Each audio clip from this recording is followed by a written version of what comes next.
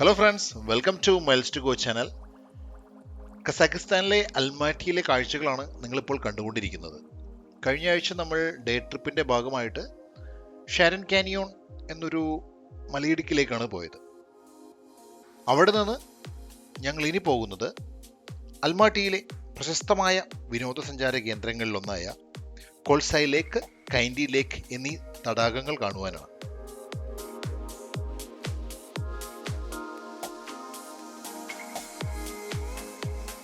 അങ്ങനെ നമ്മളിപ്പോൾ സാറ്റി എന്ന ഗ്രാമത്തിൽ എത്തിയിരിക്കുകയാണ് കേട്ടോ. ഇവിടെയാണ് കോൾസായ് ലേക്കും കൈൻഡി ലേക്കും സ്ഥിതി ചെയ്യുന്നത്. പ്രദേശവാസികളുടെ നിരവധി ഹോം സ്റ്റേകളും ഗസ്റ്റ് ഹൗസുകളും ഒക്കെ ഇവിടെ കാണാൻ കഴിയും. ഈ പ്രദേശത്തെ വിനോദസഞ്ചാരികളുടെ വർദ്ധിച്ചു വരുന്ന താല്പര്യം നിറവേറ്റുന്നതിനായി ഗ്രാമത്തിന്റെ അടിസ്ഥാന സൗകര്യങ്ങൾ നന്നായി മെച്ചപ്പെടുത്തുന്നുണ്ട്.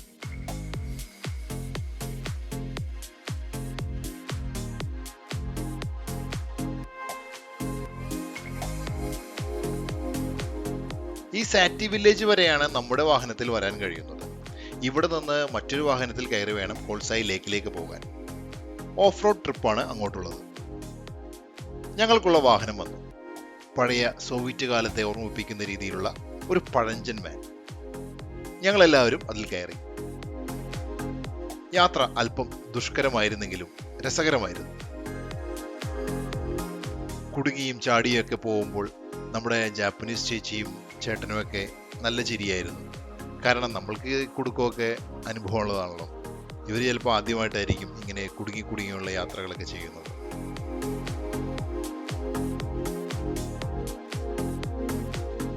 അങ്ങനെ ഏകദേശം ഒരു അരമണിക്കൂറത്തെ യാത്ര കൊണ്ട് ഞങ്ങൾ കൈൻഡി ഫോറസ്റ്റിന്റെ ഭാഗമായിട്ടുള്ള ഒരു സ്ഥലത്തെത്തി.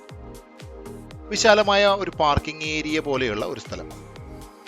അവിടെയാണ് നമ്മൾ വന്ന ആ സോവിയറ്റ് വാഹനത്തിൽ വന്ന് ഞങ്ങൾ എല്ലാവരും ഇറങ്ങിയത്. ഇനി ഇവിടെ നിന്ന് ഒരു 5 മിനിറ്റ് യാത്ര കൂടിയുണ്ടെന്നാണ് അസിം പറഞ്ഞത്. അതായത് തടാകത്തിന്റെ അടുത്തെത്താനായിട്ട് നമുക്ക് ഇനി 5 മിനിറ്റ് യാത്ര കൂടിയുണ്ട്. അതും നമുക്ക് പല രീതിയിൽ വേണമെങ്കിൽ യാത്ര ചെയ്യാം. ചില ആളുകൾക്ക് താല്പര്യമുണ്ടെങ്കിൽ നടന്നു പോകാം. അതിനുള്ള ട്രെയിൽ കാര്യങ്ങളൊക്കെ അവിടെയുണ്ട്. അതുപോലെ കുതിരപ്പുറത്ത് വേണമെങ്കിൽ പോകാം. അല്ലെങ്കിൽ നമ്മളിപ്പോൾ വന്ന വാഹനം പോലെ മറ്റൊരു വാനിൽ കയറി വേണമെങ്കിൽ നമുക്ക് പോകാം. ഞങ്ങൾ കുറച്ചുപേർ അസിമിനോടൊത്ത് വാനിൽ തന്നെ പോകാനാണ് തീരുമാനിച്ചത്. വാനിന് വേണ്ടി വെയിറ്റ് ചെയ്യണം. ഈ സ്ഥലമൊക്കെ കണ്ടപ്പോൾ എനിക്ക് പെട്ടെന്ന് ഓർമ്മ വന്നത് പണ്ട് ഞങ്ങളുടെ കാശ്മീർ യാത്രയിൽ കണ്ട ചില ഗ്രാമങ്ങളാണ്. ആ ഗ്രാമത്തിൽ നിന്ന് നോക്കുമ്പോൾ ഇതുപോലെ മഞ്ഞുമൂടി നിൽക്കുന്ന മലനിരകളും ഹരിതാഭയാർന്ന വൃക്ഷങ്ങളെല്ലാം വശങ്ങളിൽ നമുക്ക് കാണാം. അങ്ങനെ അതൊക്കെ കണ്ടു നിൽക്കുമ്പോൾ അതാ ഒരു വാൻ വരുന്നുണ്ട്. ആ വാൻ വന്ന് ഈ പറഞ്ഞ പാർക്കിംഗ് ഏരിയയിൽ നിന്നു. പക്ഷേ അത് ഞങ്ങൾക്കുള്ള വാനായിരുന്നില്ല. ഞങ്ങൾക്ക് മുൻപ് വന്ന കുറച്ച് ആളുകൾ, ഇതുപോലെ ടൂറിസ്റ്റ് വാനിൽ വന്ന ആളുകൾ ലേക്ക് സൈഡിലേക്ക് പോകാനായിട്ട് തയ്യാറായി നിൽക്കുന്നുണ്ടായിരുന്നു. ഏകദേശം നമ്മുടെ നാട്ടിലേക്ക് കാണുന്ന പോലെ ഒരു തിക്കും തിരക്കും പിടിച്ച ഒരു രീതിയിലാണ് ആ വാനിലേക്ക് ആളുകൾ കയറുന്നത്. ഞങ്ങൾക്ക് കയറാമായിരുന്നു, പക്ഷേ അതിനുള്ള സീറ്റ് ഇല്ല. അതുകൊണ്ട് ഞങ്ങൾ അടുത്ത വാനിന് വേണ്ടി ഞങ്ങൾ വെയിറ്റ് ചെയ്യണം. ആദ്യത്തെ വാൻ പോയി കഴിഞ്ഞ് എന്തായാലും ഒരു 5 മിനിറ്റ് കൂടുമ്പോൾ വാൻ ഇങ്ങനെ 1-2 ഇങ്ങനെ വന്നുകൊണ്ടിരിക്കും. അങ്ങനെ ഒരു 5 മിനിറ്റ് കഴിഞ്ഞപ്പോൾ ഞങ്ങൾക്കുള്ള വാൻ എത്തി. ഈ വാനിൽ കയറി വേണം കൈൻഡ തടാകത്തിന്റെ സമീപത്തെത്താൻ. കൈൻഡ ഫോറസ്റ്റ് റേഞ്ചിന്റെ ഭാഗമായ ഒരു ചെറിയ പാതയിലൂടെ നടന്നിട്ടാണ് തടാകത്തിന്റെ അരികിലേക്ക് എത്തുന്നത്. ട്രെക്കിംഗ് ചെയ്യുന്നവർക്ക് അനുയോജ്യമായ ഒരു റോഡ് തന്നെയാണിത്. കൈൻഡ ലേക്കിന്റെ ചരിത്രവും ഇതെങ്ങനെ ഇവിടെ ഉണ്ടായി എന്നുള്ളതെല്ലാം നടന്നു പോകുന്നതിനിടയിൽ അസിം പറഞ്ഞു തരുന്നുണ്ട്. Happy to see you here, and thank you so much for choosing my country as your next destination to get unforgettable memories. So, Kainda Lake, this is actually part of the Koysay Lakes National Nature Park, so which was established in 2007. So, this is Kainda Forest, and right now we are going to the exactly Kainda Lake. So we also call this lake Death Lake because if there is no any fish or any type of animals or something here, it's a small one, and also young lake because of only in 1911s we had a major earthquake in Almaty region. So after this earthquake, the Garch mountains, blocked the both sides of the river. So, and we get empty place. After many years, this kind of lake, actually 90% of this lake is rain. സമുദ്രനിരപ്പിൽ നിന്ന് ഏകദേശം 2000 അടി ഉയരത്തിലാണ് കൈൻഡ forest range സ്ഥിതി ചെയ്യുന്നത്. അതിനിടയിലൂടെയുള്ള ഒരു കാനന പാതയിലൂടെ ഞങ്ങളിങ്ങനെ നടക്കുകയാണ്. നേരത്തെ പറഞ്ഞ പോലെ ഒരു ട്രെക്കിംഗ് അനുഭവം തന്നെയാണ് നമുക്ക് ഈ പാതയിലൂടെ നടക്കുമ്പോൾ കിട്ടുന്നത്. കുറച്ച് കഴിഞ്ഞ് ചെല്ലുമ്പോൾ ഒരു മരപ്പാലം കാണാം. ആ മരപ്പാലത്തിലൂടെ നടന്ന് ക്രോസ് ചെയ്ത് കഴിഞ്ഞാൽ നമ്മൾ നേരെ ചെല്ലുന്നത് ഈ ലേക്കിലേക്കാണ്.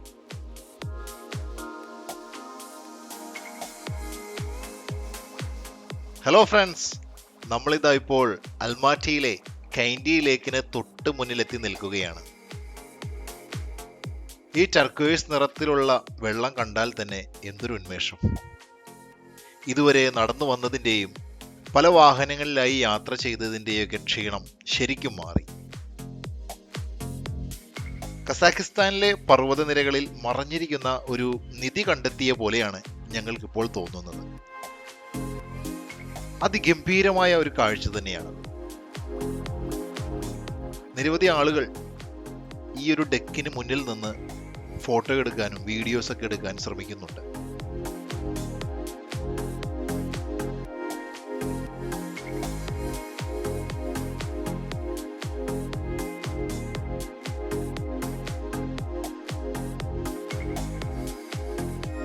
നൂറ് വർഷം മുമ്പുണ്ടായ ഒരു ഭൂകമ്പത്തിൽ ചുണ്ണാമ്പുകല്ലുകൾ അടങ്ങിയ പാറക്കെട്ടുകൾ താഴേക്ക് പതിക്കുകയും താഴെയുണ്ടായിരുന്ന മരങ്ങളെല്ലാം ജലത്തിനടിയിലാവുകയും ചെയ്തു.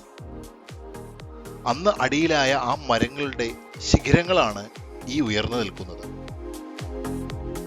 ഇങ്ങനെ മരക്കൊമ്പുകൾ നിറഞ്ഞ ഈ നീല നിറത്തിലുള്ള തടാകം തന്നെയാണ് കൈൻഡ തടാകത്തിന്റെ ഏറ്റവും വലിയ ആകർഷണം.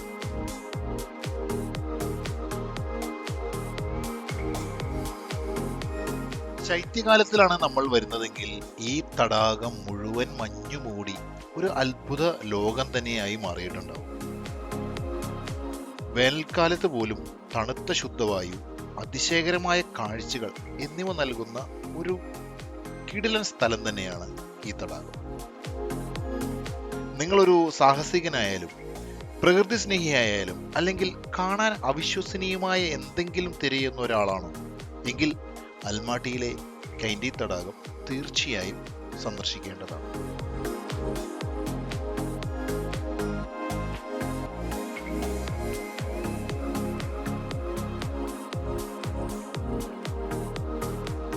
അങ്ങനെ ഞങ്ങൾ കൈൻഡി തടാകത്തിലെ കാഴ്ചകളെല്ലാം കണ്ട് തിരിച്ച് സാറ്റി വില്ലേജിലെത്തിയിരിക്കുകയാണ്.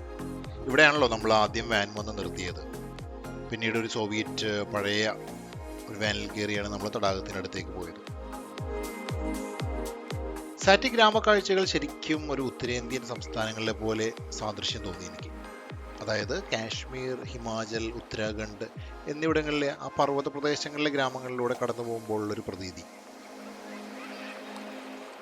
ഇടയ്ക്ക് ഇവരുടെ തനതായ യർട്ടുകൾ എന്ന് വിളിക്കുന്ന കൂടാരങ്ങൾ നമുക്ക് കാണാൻ പറ്റും. മഞ്ഞുകാലത്താണെങ്കിൽ ഇപ്പോൾ ഈ കാണുന്ന പർവ്വതങ്ങളെല്ലാം മഞ്ഞുമൂടി വേറൊരു ഭംഗിയായിരിക്കും.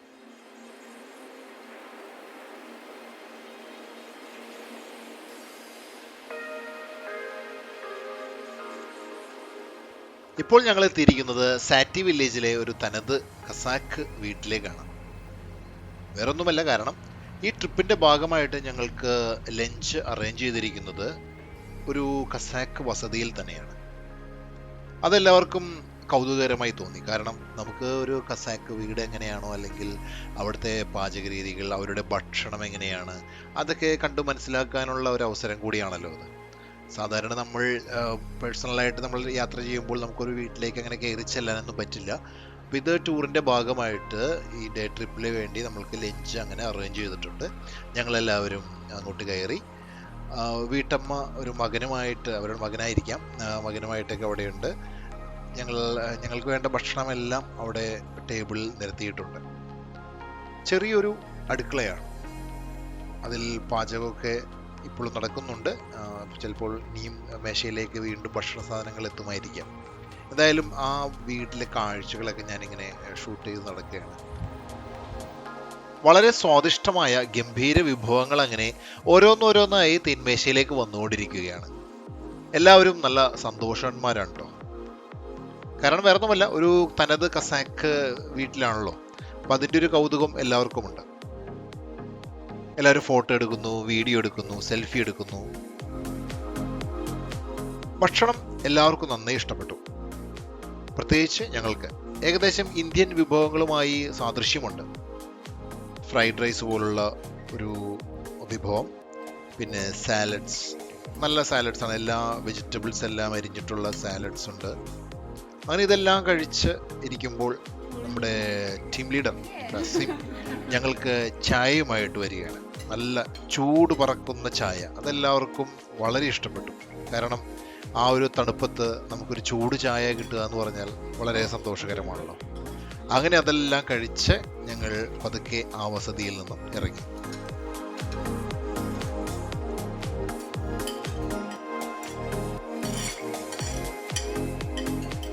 ഈ ഡേ ട്രിപ്പിലെ അവസാന പോയിന്റായ കോൾസായ് തടാകത്തിനടുത്താണ് ഇപ്പോൾ ഞങ്ങൾ എത്തിയിരിക്കുന്നത്. വാൻ പാർക്ക് ചെയ്ത് അസീം ഞങ്ങളെ തടാകത്തിനടുത്തേക്ക് നയിക്കുകയാണ്. ഒരു കുത്തനെയുള്ള ഇറക്കമിറങ്ങി വേണം തടാകത്തിന്റെ സമീപത്തെത്താൻ. 2000 ചതുരശ്ര കിലോമീറ്ററിലധികം വിസ്തൃതിയുള്ളതാണ് കോൾസായ് തടാകങ്ങൾ അടങ്ങിയ ഈ ദേശീയ ഉദ്യാനം. കോൾസായ് നദീതടത്തിൽ വ്യത്യസ്ത ഉയരങ്ങളിൽ സ്ഥിതി ചെയ്യുന്ന 3 തടാകങ്ങളുണ്ട്.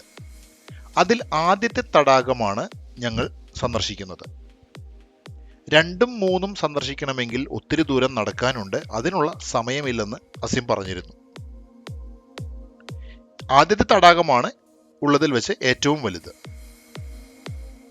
3ാമത്തെ തടാകം മലനിരകളിലാണ് സ്ഥിതി ചെയ്യുന്നത്. അതായത് ട്രെക്കിംഗ് ഒക്കെ ചെയ്യുന്നവർക്ക് അനുയോജ്യമായ ഒരു കാഴ്ച തന്നെയായിരിക്കും അത്.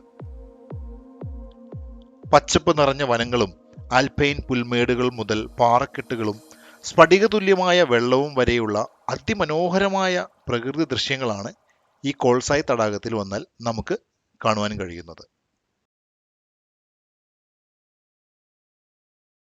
അങ്ങനെ ഞങ്ങളെല്ലാവരും കോൾസായ് തടാകത്തിന്റെ സമീപത്തെത്തി. കെയ്ൻഡി തടാകത്തിൽ കണ്ട ആ നീലയും പച്ചയും കലർന്ന വെള്ളമുണ്ടല്ലോ, അങ്ങനെയുള്ള ഒരു ജലമല്ല കോൾസായ് തടാകത്തിലുള്ളത്. പക്ഷെ ദൃശ്യഭംഗിക്ക് യാതൊരു കുറവില്ല കേട്ടോ. അവിശ്വസനീയമായ കാഴ്ചകൾ തന്നെയാണ് ഇവിടെയും ഞങ്ങൾക്ക് കാണാൻ പറ്റിയത്. തടാകങ്ങൾ സമൃദ്ധമായ വനങ്ങളാലും ഉയർന്ന പർവ്വതങ്ങളാലും ചുറ്റപ്പെട്ടിരിക്കുന്നു. ആ ഒരു കാഴ്ച ഒരു ഫോട്ടോഗ്രാഫിക്കോ വീഡിയോഗ്രാഫിക്കോ അനുയോജ്യമായ ഒരു ബാക്ക്ഡ്രോപ്പ് ഇട്ട പോലെ ശരിക്കും അങ്ങനെ തന്നെയാണ് എനിക്ക് തോന്നിയത്. ഇവിടെ നിങ്ങൾക്ക് ഹൈക്കിംഗ്, ക്യാമ്പിംഗ്, ട്രെക്കിംഗ്, മീൻപിടുത്തം അങ്ങനെ തുടങ്ങിയ വിനോദങ്ങളിലൊക്കെ ഏർപ്പെടാൻ കഴിയും. നഗരത്തിൻ്റെ ശബ്ദത്തിൽ നിന്ന് രക്ഷപ്പെടാനും പ്രകൃതിയെ ശരിക്കും ആസ്വദിക്കാനും പറ്റിയ ഒരു ഇടം തന്നെയാണ് ഈ കോൾസായ് തടാകങ്ങൾ അടങ്ങിയിരിക്കുന്ന ഈ ഉദ്യാനം.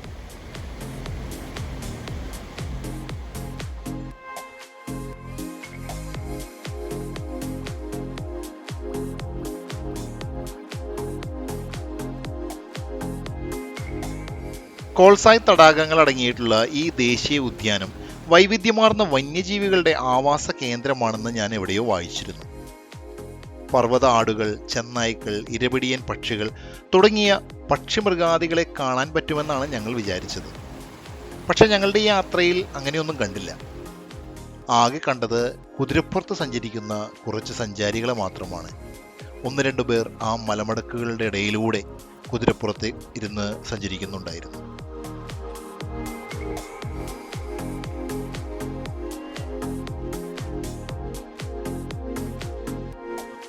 ഈ തടാകക്കരയിലെ സുഖശീതളമായ കാലാവസ്ഥ ആസ്വദിക്കുകയും അതിമനോഹരമായ കാഴ്ചകൾ ചെയ്യുന്നതിനിടയിൽ എല്ലാവരും ശ്രമിക്കുന്നത് ഫോട്ടോസും വീഡിയോസും എടുക്കാനാണ്. കാരണം അത്ര മനോഹരമാണ് ഇതിൻ്റെ പശ്ചാത്തലങ്ങൾ.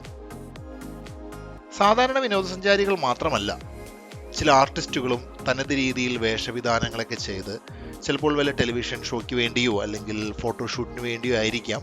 എന്തായാലും അതൊക്കെ കണ്ടു നിൽക്കാൻ നല്ല കൗതുകകരമായിരുന്നു.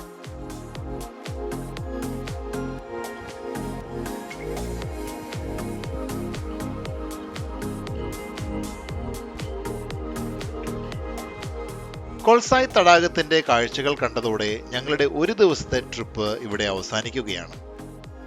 ശരിക്കും പറഞ്ഞാൽ ഒരു ദിവസം പോരാ ഈ കാഴ്ചകളൊക്കെ കണ്ടു മതിയാകാൻ. കാഴ്ചകൾക്ക് പുറമെ നമ്മൾ വിനോദങ്ങളിൽ ഏർപ്പെടുകയാണെങ്കിൽ, അതായത് ട്രെക്കിംഗ്, ബോട്ടിംഗ്, ഫിഷിംഗ് ഇങ്ങനെയുള്ള കാര്യങ്ങൾ ചെയ്യുകയാണെങ്കിൽ 2-3 ദിവസം എടുക്കും. ഞാൻ യാത്രയുടെ തുടക്കത്തിൽ പറഞ്ഞിരുന്നു, അൽമാട്ടിയിൽ വന്നാൽ ഏതൊരു സഞ്ചാരിയും നിശ്ചയമായും സന്ദർശിക്കേണ്ട സ്ഥലങ്ങളാണ് കൊൾസായ് ലേക്ക്, കൈൻഡ ലേക്ക്, ഷാരൻ കാനിയോൺ എന്നിവ. കാരണം നിങ്ങൾക്ക് മറക്കാനാവാത്ത ഒരു അനുഭൂതി തന്നെയാണ് ഈ സ്ഥലങ്ങൾ തരുന്നത്.